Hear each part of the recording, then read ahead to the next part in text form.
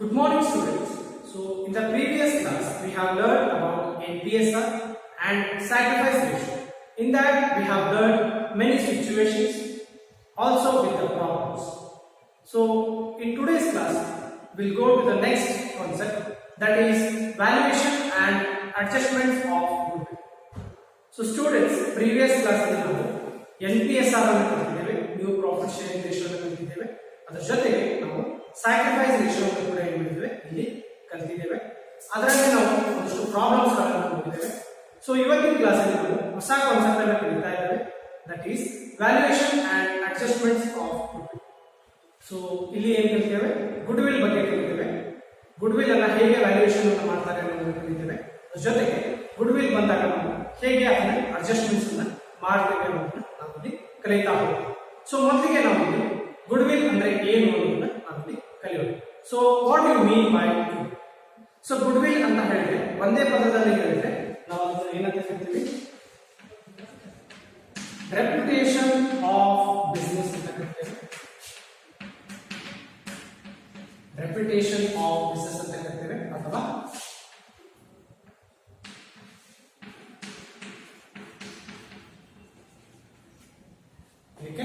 Good name ಅಂತ ಕರೀತೀವಿ. So ಯಾವುದೇ ಒಂದು ಬಿಸ್ನೆಸ್ ಗೆ ಒಂದು ಒಳ್ಳೆಯ ಹೆಸರು ಬರಬೇಕು ಅಂತಂದ್ರೆ ಅಲ್ಲಿ ಏನಿರಬೇಕು, ಅಲ್ಲಿ ಸ್ಟ್ಯಾಂಡರ್ಡ್ಸ್ ಅನ್ನ ರಿಟರ್ನ್ ಮಾಡಬೇಕು. ಅವ್ರು ಏನ್ ಮಾಡಬೇಕು, ಒಳ್ಳೆಯ ಏನಿರಬೇಕು, ನಿರ್ವಹಣೆ ಇರಬೇಕು, ಮ್ಯಾನೇಜ್ಮೆಂಟ್. ಸೊ ಪ್ರಾಫಿಟ್ಸ್ ಗಳು ಏನಿರಬೇಕು, ಹೈ ಇರಬೇಕು. ಕಸ್ಟಮರ್ಸ್ ಗಳು ಏನಿರಬೇಕು, ಹೈ ಇರಬೇಕು. ಸರ್ವಿಸಸ್ ಗಳು ಹೇಗಿರಬೇಕು, ಚೆನ್ನಾಗಿರಬೇಕು. ಸೊ ಆ ತರ ಇದ್ದಾಗ ನಮ್ಗೆ ಏನಾಗುತ್ತೆ, ಒಂದು ಒಳ್ಳೆಯ ರೆಪ್ಯುಟೇಷನ್ ಬರುತ್ತೆ. ಸೊ ಒಳ್ಳೆಯ ಒಂದು ರೆಪ್ಯುಟೇಷನ್ ಸೊಸೈಟಿಯಲ್ಲಿ ಬರುತ್ತೆ. ಸೊ ಆ ಕಂಪನಿ ಮೇಲೆ ಏನಾಗುತ್ತೆ, ಒಂದು ಒಳ್ಳೆಯ ಒಪಿನಿಯನ್ ಬರುತ್ತೆ. ಸೊಸೈಟಿಯಲ್ಲಿ ಒಂದು ಒಳ್ಳೆಯ ಒಪಿನಿಯನ್ ಬರುತ್ತೆ. ಅದಕ್ಕೆ ನಾವು ಏನಂತ ಕರಿತೇವೆ, ಗುಡ್ ವಿಲ್ ಅಂತ ಕರಿತೇವೆ. ಸೊ ಇಲ್ಲಿ ನಮಗೆ ಇನ್ನೊಂದು ಮೀನಿಂಗ್ ಅನ್ನು ಕೊಟ್ಟಿದ್ದಾರೆ. ಸೊ ಏನ್ ಗುಡ್ ವಿಲ್ ಅಂದ್ರೆ ಅಂತ ಹೇಳಿದ್ದಾರೆ, ಯಾಕೆ ಗುಡ್ ವಿಲ್ ಅನ್ನು ಯೂಸ್ ಮಾಡ್ತಾರೆ ಅಂತ ಹೇಳಿದ್ದಾರೆ. Well established businesses develops on advantage of good name, reputation and wide business connections. So ಏನಂತ ಹೇಳ್ತಾ ಇದ್ದಾರೆ ಅಂತ ಹೇಳಿದ್ರೆ, ಒಳ್ಳೆಯ ಬಿಸ್ನೆಸ್ ಎನ್ವಿರಾನ್ಮೆಂಟ್ ಇರೋ ಬಿಸ್ನೆಸ್ ಗಳು, ಸೊ ಅಂದ್ರೆ ವೆಲ್ ಎಸ್ಟಾಬ್ಲಿಷ್ಡ್ ಬಿಸ್ನೆಸ್ ಗಳು ಏನ್ ಮಾಡ್ತಾರೆ ಅಂತ ಹೇಳಿದ್ದಾರೆ, ಡೆವಲಪ್ಸ್ ಅಂಡ್ ಅಡ್ವಾಂಟೇಜ್. ಸೊ ಅವರು ಹೊಸ ಅಂದ್ರೆ ಒಳ್ಳೆಯ ಕಂಪನಿಯ ಅಡ್ವಾಂಟೇಜ್ ಅನ್ನು ಏನ್ ಮಾಡ್ತಾರೆ, ಅವರು ತಗೊಳ್ತಾರೆ. ಸೊ ಯಾಕೆ ಅದನ್ನು ಬಳಕೆ ಮಾಡ್ತಾರೆ, ರೆಪ್ಯುಟೇಷನ್ ಬರುತ್ತೆ. ಸೊ ಅವರಿಗೆ ಒಳ್ಳೆಯ ಇದು ಬರುತ್ತೆ, ಸೊಸೈಟಿಯಲ್ಲಿ ಒಳ್ಳೆಯ ಹೆಸರು ಬರುತ್ತೆ. ಇದ್ರ ಜೊತೆಗೆ ಏನಾಗುತ್ತೆ, ಅವರ ಬಿಸ್ನೆಸ್ ಕಾಂಟ್ಯಾಕ್ಟ್ ಗಳು ಏನಾಗ್ತವೆ, ಜಾಸ್ತಿ ಆಗ್ತಾ ಹೋಗ್ತವೆ, ಅಥವಾ ಅವರ ಪ್ರಾಫಿಟ್ಸ್ ಗಳು ಏನಾಗ್ತವೆ, ಆಟೋಮೆಟಿಕ್ಲಿ ಏನಾಗ್ತವೆ, ಜಾಸ್ತಿ ಆಗ್ತಾ ಹೋಗ್ತವೆ. ಸೊ ಅದನ್ನ ಏನ್ ಮಾಡ್ತಾರೆ, ಅಡ್ವಾಂಟೇಜ್ ಆಗಿ ಯಾರು ತಗೊಳ್ತಾರೆ, ವೆಲ್ ಎಸ್ಟಾಬ್ಲಿಷ್ಡ್ ಬಿಸ್ನೆಸ್ ಗಳು ಏನ್ ಮಾಡ್ತಾರೆ, ಇಲ್ಲಿ ತಗೊಳ್ತಾರೆ. ಸೊ ಅದು ಏನಾಗುತ್ತೆ, ಗುಡ್ ವಿಲ್ ಏನಾಗುತ್ತೆ, ಅವರಿಗೆ ತುಂಬಾ ಇಂಪಾರ್ಟೆಂಟ್ ಆಗುತ್ತೆ. This helps the business to earn more profits as compared to newly set up business. So goodwill ಅನ್ನೋದು ಏನಿದೆ, ಸೊ ಅದು ಏನ್ ಮಾಡುತ್ತೆ, ಕಂಪನೀಸ್ ಗಳಿಗೆ ಏನ್ ಮಾಡುತ್ತೆ, ಜಾಸ್ತಿ ಪ್ರಾಫಿಟ್ಸ್ ಆಗೋದಕ್ಕೆ ಹೆಲ್ಪ್ ಮಾಡುತ್ತೆ. ಕಂಪೇರ್ ಮಾಡಿದಾಗ, ಸೊ ಏನನ್ನ ಕಂಪೇರ್ ಮಾಡ್ತಾ ಇದ್ದಾರೆ, ಹೊಸ ಬಿಸ್ನೆಸ್ ನಾವು ಬಂದಾಗ, ಹೊಸ ಬಿಸ್ನೆಸ್ ನಾವು ಸೆಟ್ ಅಪ್ ಮಾಡಿದಾಗ, ಸ್ಟಾರ್ಟ್ ಮಾಡಿದಾಗ, ಸೊ ಅದು ನಮಗೆ ಅಷ್ಟು ಪ್ರಾಫಿಟ್ಸ್ ಕೊಡೋದಿಲ್ಲ. ಸೊ ಗುಡ್ ವಿಲ್ ಇರೋ ಕಂಪನಿ ಅಂದ್ರೆ ರೆಪ್ಯುಟೇಷನ್ ಇರೋ ಕಂಪನಿ ಏನ್ ಮಾಡುತ್ತೆ, ನಮಗೆ ಜಾಸ್ತಿ ಪ್ರಾಫಿಟ್ಸ್ ಅನ್ನ ಅರ್ನ್ ಮಾಡೋದಕ್ಕೆ ಸಹಾಯವನ್ನು ಮಾಡುತ್ತೆ. It is on intangible asset. So goodwill ಅನ್ನೋದು ಒಂದು ಅಸೆಟ್ ಆಗಿರುತ್ತೆ. ಸೊ ಗುಡ್ ವಿಲ್ ಅನ್ನೋದು ಒಂದು ಕಂಪನಿಯ ಅಸೆಟ್ ಆಗಿರುತ್ತೆ. ಸೊ ಇದು ಇಂಟ್ಯಾಂಜಿಬಲ್ ಆಗಿರುತ್ತೆ, ಇಂಟ್ಯಾಂಜಿಬಲ್ ಇನ್ ನೇಚರ್ ಇರುತ್ತೆ. Good will is intangible in nature ಆಗಿರುತ್ತೆ. ಆ ನಂತರ ಇದೇನಾಗಿರುತ್ತೆ, ಅಸೆಟ್ ಆಗಿರುತ್ತೆ, ಕಂಪನಿಯ ಅಸೆಟ್ ಆಗಿರುತ್ತೆ. ಕಂಪನೀಸ್ ಅಸೆಟ್ ಆಗಿರುತ್ತೆ, ಇಂಟ್ಯಾಂಜಿಬಲ್ ಇನ್ ನೇಚರ್ ಆಗಿರುತ್ತೆ. ಇಂಟ್ಯಾಂಜಿಬಲ್ ಅಂತಂದ್ರೆ untouchable, which cannot be seen.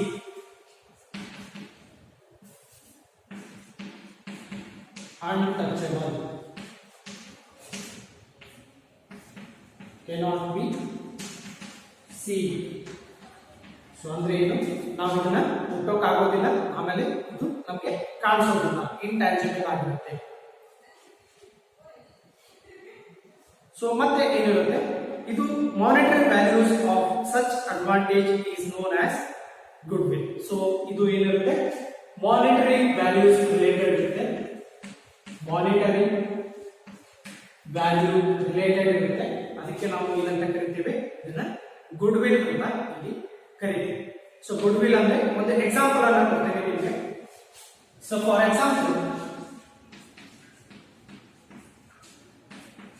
ರಿಬೂಕ್ company ಇರುತ್ತೆ. ರಿಬೂಕ್ ಕಂಪನಿ ನೀವು ಕೇಳಿದ್ದೀರಿ. ಸೊ ಇವರು ಏನ್ ಮಾಡ್ತಾರೆ, ಈ ಕಂಪನಿ ಏನ್ ಮಾಡ್ತಾರೆ, ಯಾವ ತರಹದ ಪ್ರೊಡಕ್ಷನ್ ಅನ್ನ ಮಾಡ್ತಾರೆ, ಬ್ಯಾಟ್ಸ್ ಗಳಾಗಿರ್ಬೋದು, ಕ್ರಿಕೆಟ್ ಬ್ಯಾಟ್ ಆಗಿರ್ಬೋದು, ಶೂಸ್ ಗಳಾಗಿರ್ಬೋದು, ಡ್ರೆಸ್ಸಸ್ ಗಳಾಗಿರ್ಬೋದು, ಈ ತರ ಏನಿರುತ್ತೆ ಅವರ ಬಿಸ್ನೆಸ್ ಯಾವ ತರ ಇದೆ, ಬೇರೆ ಬೇರೆ ಇದರಲ್ಲಿ ಬೇರೆ ಬೇರೆ ಡಿಪಾರ್ಟ್ಮೆಂಟ್ಸ್ ಗಳಲ್ಲಿ ಏನ್ ಮಾಡಿದ್ದಾರೆ, ಅವರು ಪ್ರೊಡಕ್ಷನ್ಸ್ ಗಳನ್ನ ಮಾಡಿ ಮಾರ್ಕೆಟಿಂಗ್ ಮಾಡ್ತಾ ಇದ್ದಾರೆ. ಸೊ ರಿಬಾಕ್ ಅಂದ್ಮೇಲೆ ಇದು ಒಂದು ಬ್ರ್ಯಾಂಡ್ ಆಗಿದೆ. ಸೊ ಇದು ಬಹಳಷ್ಟು ಜನಕ್ಕೆ ಗೊತ್ತಿದೆ. ಸೊ ಇವ್ರದೇ ಆದ ಒಂದು ಪ್ರೈಸ್ ಇದೆ. ಸೊ ಇವ್ರದಾದ ಒಂದು ಅವ್ರಿಗೆ ಪ್ರೈಸ್ ಸೆಟ್ ಮಾಡಿದ್ದಾರೆ. ಸೊ ನೀವು ಬ್ಯಾಟ್ಸ್ ಗೆ ಹೋಗ್ಬೋದು, ಕ್ರಿಕೆಟ್ ಬ್ಯಾಟ್ ಹೋಗ್ಬೋದು, ನಿಮ್ಗೆ ಸ್ಟಾರ್ಟಿಂಗ್ ರೇಂಜ್ ಪ್ರೈಸ್ ಇದೆ 1000 ಮೇಲೆ ಇದೆ. ಸೊ 1000 ಗಿಂತ ಕೆಳಗೆ ಇಲ್ಲ. ಸೊ ಯಾಕೆ ಕೆಳಗಿಲ್ಲ, ಸೊ ಅವರ ಒಂದು ಬ್ರ್ಯಾಂಡ್ ಏನು ಇಮೇಜ್ ಅನ್ನು ಕ್ರಿಯೇಟ್ ಮಾಡಿದ್ದಾರೆ ಸೊಸೈಟಿಲಿ. ಸೊ ಅದಕ್ಕೆ ನಾವು ಏನಂತ ಕರಿತೀವಿ, ರೆಪ್ಯುಟೇಷನ್ ಅಂತ ಕರಿತೀವಿ.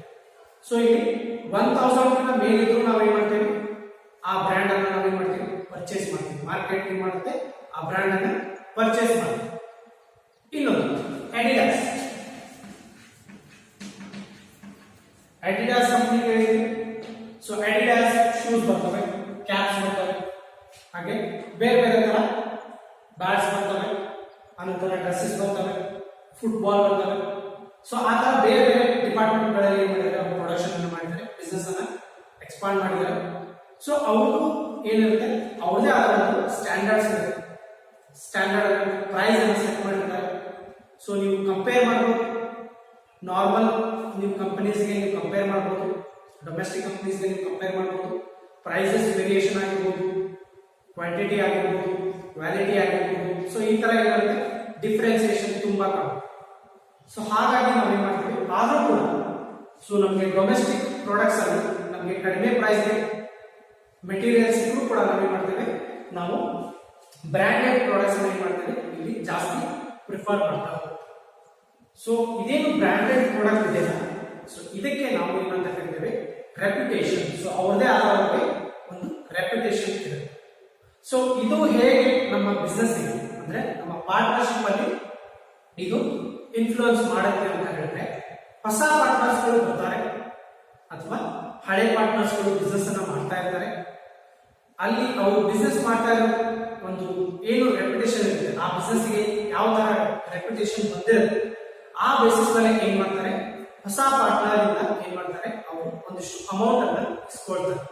ಯಾಕೆ ಇಸ್ಕೊಳ್ತಾರೆ, ಅದನ್ನ ಗುಡ್ ವಿಲ್ ನ ಪರವಾಗಿ ಏನ್ ಮಾಡ್ತಾರೆ, ಅವರು ಅವನ ಹತ್ರ ಏನ್ ಮಾಡ್ತಾರೆ, ಇಸ್ಕೊಳ್ತಾರೆ. ನೀವು ಸ್ಟಾಕ್ ಮಾರ್ಕೆಟ್ ಅಲ್ಲಿ ನೋಡಿರ್ಬೋದು, ಪ್ರೈಸಸ್ಗಳು, ಕಂಪನಿಯ ಪ್ರೈಸಸ್ಗಳು ಕಂಪನಿಯ ಮೇಲೆ ಏನಾಗುತ್ತೆ, ವಿಭಿನ್ನವಾಗಿರುತ್ತೆ, ಡಿಫ್ರೆಂಟ್ ಇರುತ್ತೆ. ಸೊ ಒಂದೊಂದು ಕಂಪನಿಗೆ ಒಂದೊಂದು ತರಹದ ಶೇರ್ಸ್ ಇರುತ್ತೆ. ಅದು ಯಾಕಿರುತ್ತೆ, ಅದರ ರೆಪ್ಯುಟೇಷನ್ ಮೇಲೆ, ಸೊ ಅದರ ಮಾರ್ಕೆಟ್ ರೆಪ್ಯುಟೇಷನ್ ಮೇಲೆ ಏನಾಗುತ್ತೆ, ಅದು ನಿರ್ಧಾರಿತ ಆಗುತ್ತೆ. ಸೊ ಪ್ರೈಸಸ್ಗಳು ಏನಾಗುತ್ತೆ, ಅದರ ಬೇಸಿಸ್ ಮೇಲೆ ಏನಾಗುತ್ತೆ, ನಿರ್ಧಾರಿತ ಆಗುತ್ತೆ. ಸೊ ಇಲ್ಲಿ ಬಿಸ್ನೆಸ್ ನಲ್ಲೂ ಹಂಗೆ ಆಗುತ್ತೆ.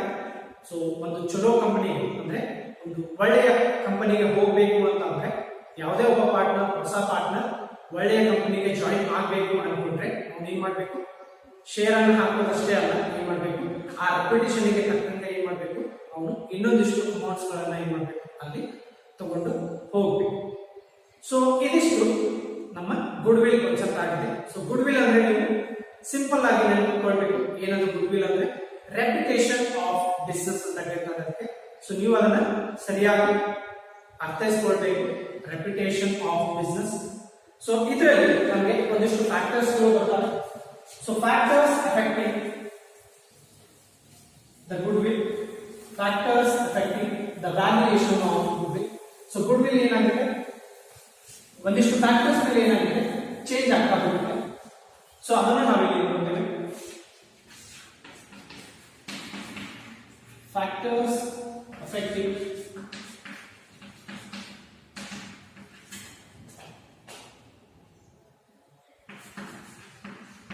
the valuation of goodwill.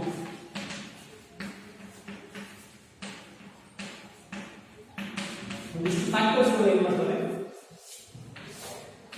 Good will ಅನ್ನ ವ್ಯಾಲ್ಯೂಷನ್ ಏನು ಮಾಡ್ತವೆ ಡಿಫರೆನ್ಸ್ ಮಾಡ್ತವೆ. ಸೊ ಇದರಲ್ಲಿ ಮೊದಲೇ first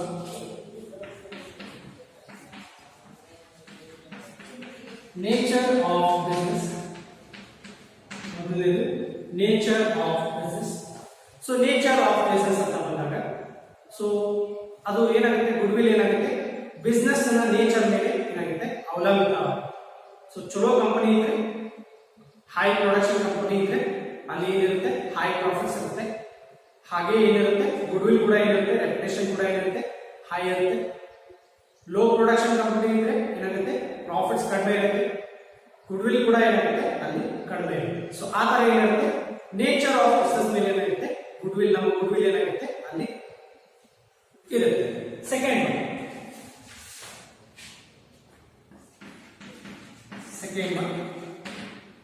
location. So second one ಏನು ಲೊಕೇಶನ್. ಸೊ ಲೊಕೇಶನ್ ಅಂತ ಬಂದಾಗ ಗುಡ್ ವಿಲ್ ಗೆ ಹೇಗೆ ಅದು ರಿಲೇಟ್ ಆಗುತ್ತೆ ಅಂತಂದ್ರೆ ನಮಗೆ ಜಾಸ್ತಿ ಕಸ್ಟಮರ್ಸ್ ಇದ್ದಾರೆ. ಸೊ ನಮ್ಮ ಬಿಸ್ನೆಸ್ ಎಲ್ಲಿ ಲೊಕೇಟ್ ಆಗಿರುತ್ತೆ ಅನ್ನೋದು ಏನಾಗುತ್ತೆ ನಮಗೆ ತುಂಬಾ ಇಂಪಾರ್ಟೆಂಟ್ ಆಗುತ್ತೆ. ಸೊ ಜಾಸ್ತಿ ಜನ ಇರೋ ಕಡೆ ನಮ್ಮ ಬಿಸ್ನೆಸ್ ಲೊಕೇಟ್ ಆಗಿದ್ರೆ ಏನಾಗುತ್ತೆ ಅಲ್ಲಿ ನಮಗೆ ಕಸ್ಟಮರ್ಸ್ ತುಂಬಾ ಜಾಸ್ತಿ ಇರ್ತಾರೆ. ಸೊ ಹಾಗಾಗಿ ನಮಗೆ ಬಿಸ್ನೆಸ್ ಜಾಸ್ತಿ ಆಗುತ್ತೆ, ಪ್ರಾಫಿಟ್ಸ್ ಕೂಡ ಜಾಸ್ತಿ ಆಗುತ್ತೆ, ಅಲ್ಲಿ ಏನಾಗುತ್ತೆ ಗುಡ್ ವಿಲ್ ಕೂಡ ಹೈ ಇರುತ್ತೆ. ಸೊ ಇನ್ನೊಂದು ಬರುತ್ತೆ ರೂರಲ್ ಏರಿಯಾದಲ್ಲಿ ನಾವು ಬಿಸ್ನೆಸ್ ಅನ್ನ ಪ್ರಾರಂಭ ಮಾಡಿದ್ರೆ ಅಲ್ಲಿ ಕಸ್ಟಮರ್ಸ್ ಗಳು ಕಡಿಮೆ ಇರ್ತಾರೆ, ಪ್ರಾಫಿಟ್ಸ್ ಕೂಡ ಕಡಿಮೆ ಇರುತ್ತೆ, ಹಾಗೆ ಅವರ ರೆಸ್ಪಾನ್ಸ್ ಕೂಡ ಏನಾಗುತ್ತೆ ಕಡಿಮೆ ಇರುತ್ತೆ. ಅದಕ್ಕೆ ಏನಾಗುತ್ತೆ ಗುಡ್ ವಿಲ್ ನಮ್ಮ ಗುಡ್ ವಿಲ್ ಏನಾಗುತ್ತೆ ವ್ಯಾಲ್ಯೂ ಇರುತ್ತೆ, ಅಲ್ಲಿ ರೆಪ್ಯುಟೇಷನ್ ಇರುತ್ತೆ ಕಡಿಮೆ ಇರುತ್ತೆ. ಸೊ ಈ ತರ ಏನಾಗುತ್ತೆ ಲೊಕೇಶನ್ ಮೇಲೂ ಏನಾಗುತ್ತೆ ನಮ್ಮ ಗುಡ್ ವಿಲ್ ಅವಲಂಬಿತ ಆಗುತ್ತೆ. Next third one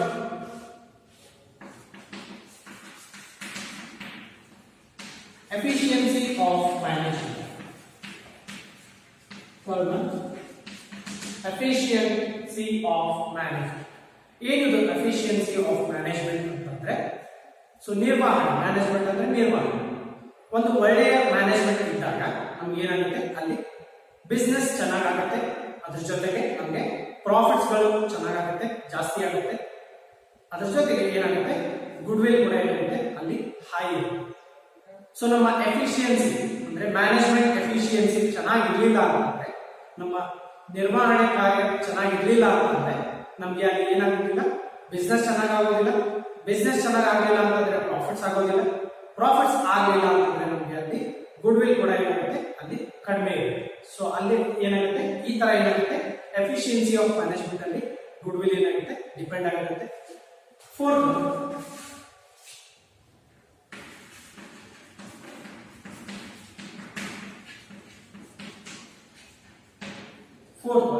market situations.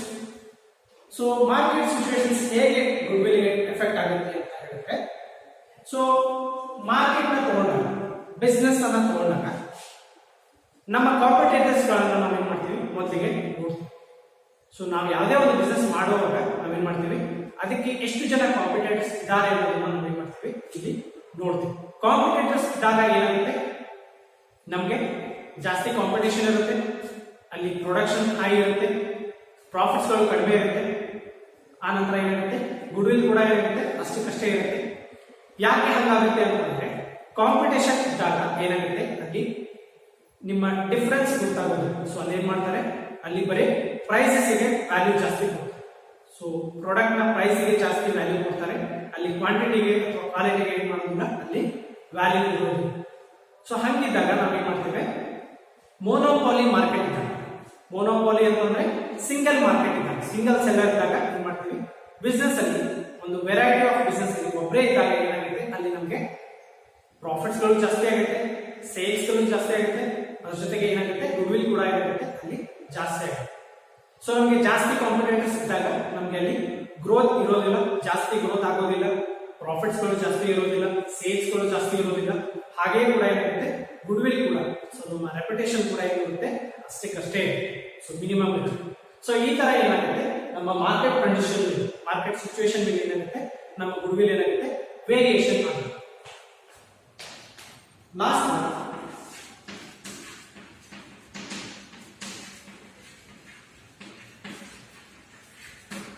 Last special advantage. Last one special advantage. So ಇದೇನಿದು ಸ್ಪೆಷಲ್ ಅಡ್ವಾಂಟೇಜ್ ಅಂತ ಹೇಳಿದ್ರೆ, ಒಂದು ಒಳ್ಳೆಯ ರೆಪ್ಯೂಟೆಡ್ ಕಂಪನಿಗೆ ಏನಿರುತ್ತೆ ಅದರದೇ ಆದ ಲ್ಯಾಂಡ್ ಮಾರ್ಕ್ ಇರುತ್ತೆ. ಆನಂತರ ಏನಿರುತ್ತೆ ಅವರ ಒಂದು ಟ್ರೇಡ್ ಮಾರ್ಕ್ ಇರುತ್ತೆ. ಸೊ ಅವರೊಂದು ಪ್ರಾಡಕ್ಟ್ ನ ಟ್ರೇಡ್ ಮಾರ್ಕ್ ಇರುತ್ತೆ, ಕಂಪನಿಯ ಹೆಸರು ಇರುತ್ತೆ, ಲೇಬಲಿಂಗ್ ಇರುತ್ತೆ, ಪ್ಯಾಕಿಂಗ್ ಇರುತ್ತೆ. ಸೊ ಆ ತರ ಏನಿರುತ್ತೆ ಒಂದು ಸ್ಪೆಷಲ್ ಕ್ವಾಲಿಟಿ ಇರುತ್ತೆ. ಸೊ ಅದೇನ್ ಮಾಡುತ್ತೆ ನಮ್ಮ ಪ್ರಾಡಕ್ಟ್ ಅನ್ನ, ಸೊ ಅವರ ಕಂಪನಿ ಒಳ್ಳೆಯ ಕಂಪನಿಯ ಪ್ರಾಡಕ್ಟ್ ಅನ್ನ ಡೊಮೆಸ್ಟಿಕ್ ಪ್ರಾಡಕ್ಟ್ ಕಂಪೇರ್ ಮಾಡಿದ್ರೆ ಏನಿರುತ್ತೆ ಡಿಫರೆನ್ಸಸ್ ಅನ್ನ ತೋರಿಸ್ತದೆ. ಸೊ ಅದರ ಅಡ್ವಾಂಟೇಜ್ ಅನ್ನ ಯಾರು ತಗೊಳ್ತಾರೆ? ರೆಪ್ಯೂಟೆಡ್ ಕಂಪನೀಸ್ ತಗೊಳ್ತಾರೆ. ಸೊ ಆ ತರ ಇದ್ದಾಗ ಏನಾಗುತ್ತೆ ಅದರ ಬ್ರ್ಯಾಂಡ್ ಇಮೇಜ್ ಏನಾಗುತ್ತೆ, ಗುಡ್ ವಿಲ್ ಏನಾಗುತ್ತೆ, ರೆಪ್ಯುಟೇಷನ್ ಆಫ್ ಬಿಸ್ನೆಸ್ ಅಂತ ಏನ್ ಹೇಳ್ತೀವಿ. ಸೊ ಅದೇನಾಗುತ್ತೆ ಆಟೋಮೆಟಿಕ್ಲಿ ಏನಾಗುತ್ತೆ ಜಾಸ್ತಿ ಆಗುತ್ತೆ. ಸೊ ಇವೇನು ಇರಲಿಲ್ಲ ಅಂತಂದ್ರೆ ಏನಾಗುತ್ತೆ, ಒಂದು ಟ್ರೇಡ್ ಮಾರ್ಕ್ ಇರಲಿಲ್ಲ ಅಥವಾ ಸರಿಯಾಗಿ ಪ್ಯಾಕಿಂಗ್ ಇರಲಿಲ್ಲ, ಲೇಬಲಿಂಗ್ ಇರಲಿಲ್ಲ, ಸ್ಟಿಕರಿಂಗ್ ಮಾಡಿರಲಿಲ್ಲ. ಸೊ ಹಂಗೆಲ್ಲ ಇದ್ದಾಗ ಏನಾಗುತ್ತೆ ಆ ತರ ಸಿಸ್ಟಮ್ ಅನ್ನು ಫಾಲೋ ಮಾಡಿಲ್ಲ ಅಂದಾಗ ಏನಾಗುತ್ತೆ ನಮ್ಮ ರೆಪ್ಯುಟೇಷನ್ ಏನಾಗುತ್ತೆ ಆಟೋಮೆಟಿಕ್ಲಿ ಏನಾಗುತ್ತೆ ಅಲ್ಲಿ ಡೌನ್ ಆಗುತ್ತೆ. ಫಾರ್ ಎಕ್ಸಾಂಪಲ್ ಸೋಪ್ ಇರುತ್ತೆ. ಸೋಪ್ ನೋಡಿದಿರಿ, ಒಂದು ಸೋಪ್ ಅನ್ನ ನಾವು ಹಾಗೆ ಕೊಟ್ಟರೆ, ಸೋಪ್ ಅನ್ನ ಪ್ರೊಡಕ್ಷನ್ ಮಾಡಿ ನಾವು ಹಾಗೆ ಕೊಟ್ರೆ ಅದನ್ನ ಯಾರು ಏನ್ ಮಾಡೋದಿಲ್ಲ, ತಗೊಳ್ಳೋದು. ಸೊ ನೀವು ಒಂದು ಚಲೋ ಕಂಪನಿ ಇದ್ದಿದ್ದೇನೆ ಅಂದ್ರೆ ಬ್ರಾಂಡೆಡ್ ಕಂಪನಿ ಇದ್ದಿದ್ದನ್ನೇ ನಾವು ಹಾಗೆ ಕೊಟ್ರೆ, ಪ್ಯಾಕಿಂಗ್ ಮಾಡದೇನೆ ಹಾಗೆ ಕೊಟ್ರೆ ಅದನ್ನ ಯಾರು ತಗೊಳ್ಳೋದು? ಯಾಕೆ ತಗೊಳ್ಳೋದಿಲ್ಲ? ಅದರ ರೆಪ್ಯುಟೇಷನ್ ಹೆಂಗಿರುತ್ತೆ ಅದಕ್ಕೆ ನಾವು ಏನ್ ಮಾಡ್ತೀವಿ, ಆ ಕಂಪನಿ ಒಂದು ಬ್ರಾಂಡೆಡ್ ಕಂಪನಿಯ ಪ್ರಾಡಕ್ಟ್ ಅನ್ನ ನಾವು ಹೇಗೆ ನೋಡ್ತೀವಿ, ಅದಕ್ಕೆ ಸರಿಯಾದ ರೀತಿಯಲ್ಲಿ ಪ್ಯಾಕಿಂಗ್ ಆಗಿರುತ್ತೆ, ಲೇಬಲಿಂಗ್ ಆಗಿರುತ್ತೆ, ನೇಮ್ ಕೊಟ್ಟಿರ್ತಾರೆ, ಅದಕ್ಕೆ ಮತ್ತೆ ಏನ್ ಮಾಡಿರ್ತಾರೆ ಟ್ರೇಡ್ ಮಾರ್ಕ್ ಹಾಕಿರ್ತಾರೆ. ಸೊ ಈ ತರ ಎಲ್ಲ ಹಾಕಿದ ಮೇಲೆ ನಾವೇನ್ ಮಾಡ್ತೀವಿ, ಆ ಪ್ರಾಡಕ್ಟ್ ಅನ್ನ ನಾವು ಸ್ವೀಕರಿಸ್ತೀವಿ. ಸೊ ಹಂಗಿದ್ದಾಗ ನಾವು ಯಾವುದೇ ಒಂದು ಪ್ರಾಡಕ್ಟ್ ಯಾವುದೇ ಆಗಲಿ, ಸೊ ಬ್ರಾಂಡೆಡ್ ಪ್ರಾಡಕ್ಟೇ ಆಗಲಿ, ಸೊ ನಾವು ವಿತೌಟ್ ಪ್ಯಾಕಿಂಗ್ ವಿತೌಟ್ ಲೇಬಲಿಂಗ್ ಅದು ಕೊಟ್ಟರೆ ಯಾರು ತಗೊಳ್ಳೋದು? ಸೊ ಯಾಕೆ ಅದು ಬ್ರ್ಯಾಂಡ್ ಇಮೇಜ್ ಏನಾಗುತ್ತೆ, ಪ್ರಾಡಕ್ಟ್ಸ್ ಏನಾಗುತ್ತೆ ಮಾರ್ಕೆಟ್ ಅಲ್ಲಿ ಸೇಲ್ ಆಗುತ್ತೆ. ಸೊ ಇದು ಒಂದು ಸ್ಪೆಷಲ್ ಅಡ್ವಾಂಟೇಜ್ ಆಗಿದೆ. ಸೊ ಒಳ್ಳೆಯ ಕಂಪನೀಸ್ಗಳು ಏನ್ ಮಾಡ್ತವೆ, ಇದನ್ನೇ ಏನ್ ಮಾಡ್ತವೆ ಅಡ್ವಾಂಟೇಜ್ ಆಗಿ. ಸೊ ಒಳ್ಳೆ ಕಂಪನೀಸ್ಗೆ ಏನಾಗ್ತವೆ, ಅವರು ಸರಿಯಾಗಿ ಪ್ಯಾಕಿಂಗ್ ಲೇಬಲಿಂಗ್ ಟ್ರೇಡ್ ಮಾರ್ಕ್ ಹಾಕಿರ್ತಾರೆ. ಸೊ ಅದಕ್ಕೆ ಏನಾಗುತ್ತೆ ಅವರ ಸೇಲ್ಸ್ಗಳು ಜಾಸ್ತಿ ಆಗ್ತವೆ, ಅದ್ರ ಜೊತೆಗೆ ಪ್ರಾಫಿಟ್ಸ್ಗಳು ಹೈ ಆಗ್ತವೆ, ಅದರ ಜೊತೆಗೆ ಏನಾಗ್ತವೆ ಗುಡ್ ವಿಲ್ ಕೂಡ ಇರುತ್ತೆ ಅಲ್ಲಿ ಹೈ. ಸೊ ಲೋ ಕಂಪನೀಸ್ ಏನಿರ್ತವೆ, ಲೋ ಇನ್ಕಮ್ ಕಂಪನೀಸ್ ಏನಿರ್ತವೆ, ಅವ್ರು ಏನ್ ಮಾಡ್ತಿರೋದಿಲ್ಲ, ಅಲ್ಲಿ ಸರಿಯಾದ ರೀತಿಯಲ್ಲಿ ಏನ್ ಮಾಡ್ತಿರೋದಿಲ್ಲ, ಸೇಲ್ಸ್ ಪ್ರಮೋಷನ್ ಅನ್ನು ಮಾಡ್ತಾ ಇರೋದಿಲ್ಲ. ಸೊ ಅದಕ್ಕೆ ಏನಾಗುತ್ತೆ ಅವರ ಗುಡ್ ವಿಲ್ ಕೂಡ ಏನಿರುತ್ತೆ ಅಲ್ಲಿ ಲೋ ಇರ್ತದೆ. ಸೊ ಇವೆಷ್ಟು ಫ್ಯಾಕ್ಟರ್ಸ್ ಅಫೆಕ್ಟಿಂಗ್ ಗುಡ್ ವಿಲ್ ಆಗಿದೆ. ಸೊ ಈಗ ನೆಕ್ಸ್ಟ್ ಕಾನ್ಸೆಪ್ಟ್ಗೆ ಹೋಗೋದಾದ್ರೆ ನಾವೇನು ಯಾವುದನ್ನು ಕಲಿತೇವೆ, methods for valuation of good will. So ಇದರಲ್ಲಿ ಗುಡ್ ವಿಲ್ ಅಲ್ಲಿ ಒಂದಿಷ್ಟು ಮೆಥಡ್ಸ್ಗಳು ಬರ್ತವೆ. ಸೊ ಒಂದಿಷ್ಟು ಮೆಥಡ್ಸ್ಗಳು ಬರ್ತವೆ ಗುಡ್ ವಿಲ್ ಅಲ್ಲಿ. ನಾವು ಬೇರೆ ಬೇರೆ ತರಹದ ಮೆಥಡ್ಸ್ಗಳನ್ನು ಕಲಿತೇವೆ. ವ್ಯಾಲ್ಯೂಯೇಷನ್ ಮಾಡೋದಕ್ಕೆ ಬೇರೆ ಬೇರೆ ಮೆಥಡ್ಸ್ಗಳನ್ನು ಕಲಿತೇವೆ. ಸೊ ಇದರಲ್ಲಿ ಮೂರು ಬರ್ತವೆ, ಮೂರು ಮೆಥಡ್ಸ್ಗಳು ಬರ್ತವೆ. ಒಂದೇದು ಎವರೇಜ್ ಪ್ರಾಫಿಟ್ ಮೆಥಡ್ ಅಂತ ಬರುತ್ತೆ. ಮೊದಲನೇದು ಎವರೇಜ್ ಪ್ರಾಫಿಟ್ ಮೆಥಡ್ ಅಂತ ಬರುತ್ತೆ. ಇದರಲ್ಲಿ ವೇಟೆಡ್ ಎವರೇಜ್ ಕೂಡ ಬರುತ್ತೆ. ವೇಟೆಡ್ ಎವರೇಜ್ ಪ್ರಾಫಿಟ್ ಮೆಥಡ್ ಬರುತ್ತೆ.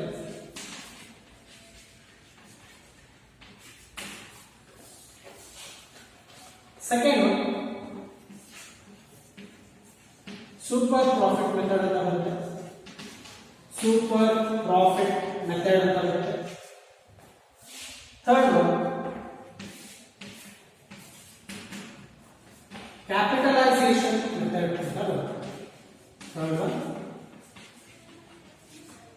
ಕ್ಯಾಪಿಟಲೈಸೇಷನ್ ಮೆಥಡ್ ಅಂತ ಬರುತ್ತೆ. ಸೊ ಇದರಲ್ಲಿ first one average profit method.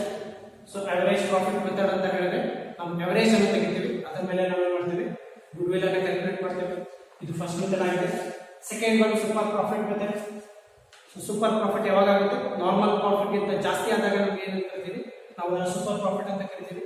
So ಆ ಮೆಥಡ್ ಬರುತ್ತೆ, ಇದಕ್ಕೆ ಫಾರ್ಮುಲಾ ಕೂಡ ಬರುತ್ತೆ. ಲಾಸ್ಟ್ ಒನ್ ಕ್ಯಾಪಿಟಲೈಸೇಷನ್ ಮೆಥಡ್ ಅಂತ ಬರುತ್ತೆ. ಸೊ ಇದು ಒಂದು ಮೆಥಡ್ ಆಗಿದೆ. ಸೊ ಇಲ್ಲಿ ನಾವೇನ್ ಮಾಡ್ತೇವೆ, ಗುಡ್ ವಿಲ್ ಅಲ್ಲಿ ನಾವು ಮೂರು ಮೆಥಡ್ಸ್ ಗಳನ್ನು ಕಲಿತೇವೆ.